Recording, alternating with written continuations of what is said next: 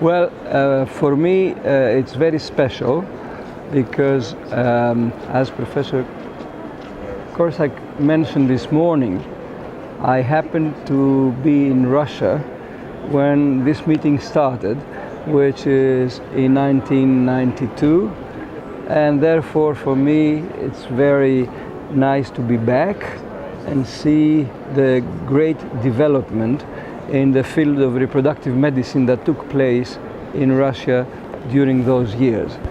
As it was shown this morning, the number of IVF centers increased and the number of IVF cycles increased impressively, and it is very likely that Russia will be the first country in Europe with the highest number of IVF cycles per year. So I'm very happy to see the progress that has been made. Now, the second thing is that I'm particularly happy to be in St. Petersburg, which is a wonderful city with a lot of history and a lot of museums. Concerning the Congress, what I like is that I see a very high participation, a lot of people, full halls, especially young people, young colleagues, physicians or scientists attending the meetings. And also I see that there's a lot of issues from the practical standpoint, not only theoretical but also practical issues of assisted reproduction.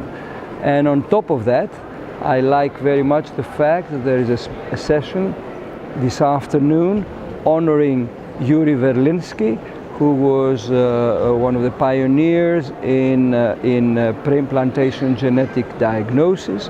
And I know very well that colleagues in Russia have a very large experience in genetics, and I'm looking forward to that session as well. Well, I think because it covers a broad range of topics that examine all the newest and most important aspects of assisted reproduction. So this gives an opportunity to foreign colleagues to come here and learn what is happening now. And number two, I think the interaction between the faculty and the participants from Russia and abroad gives the opportunity to exchange ideas and raise interesting questions. So I think it's a lively Congress, and we all learn a lot here. Well, I would like to wish them first and foremost, of course, to be healthy, but then I think that I would wish them to be able to implement all the new knowledge that they gain in the Congress in their daily practice, because I think what is the main core of our work is to be able to help our patients to get babies and make happy families. So the aim of these congresses is to provide new knowledge that will improve our daily practice and be able to help more infertile couples. So I wish all of us, of them and of us, to be able to continue to offer that to our patients.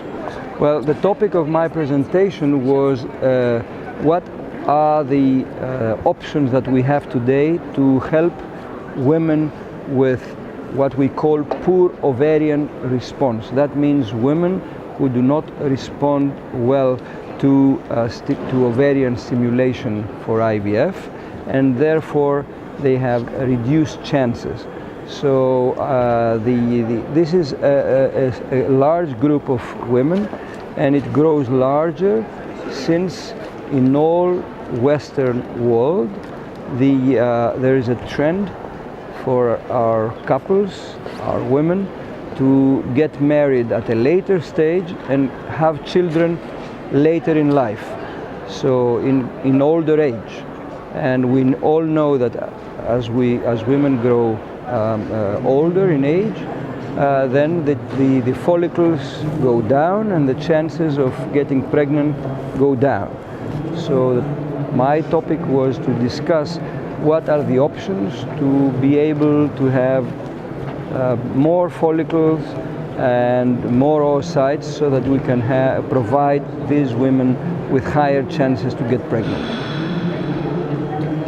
It may be useful, the information. I think the information is used in IVF because the studies that we have done, we and others have done, have shown that there may be some interventions that could increase the yield of oocytes in these particular women, which is not a small number, and therefore help them to become pregnant. So I think my lecture was particularly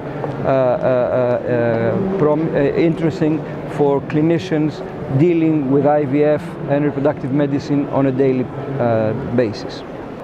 I think it's very timely because, as I already mentioned before, it is a general problem in all Western countries, the fact that women, that the age of first childbearing has been shifted for approximately 10 to 12 years. So in the older time, women were getting their babies between 20 and 30.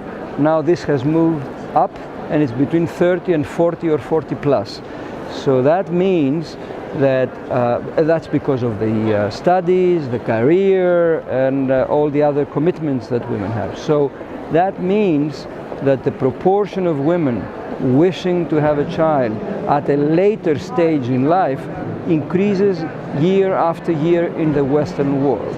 And we know that this increase in age is associated with lower fecundity, is associated with less follicles, with less oocytes.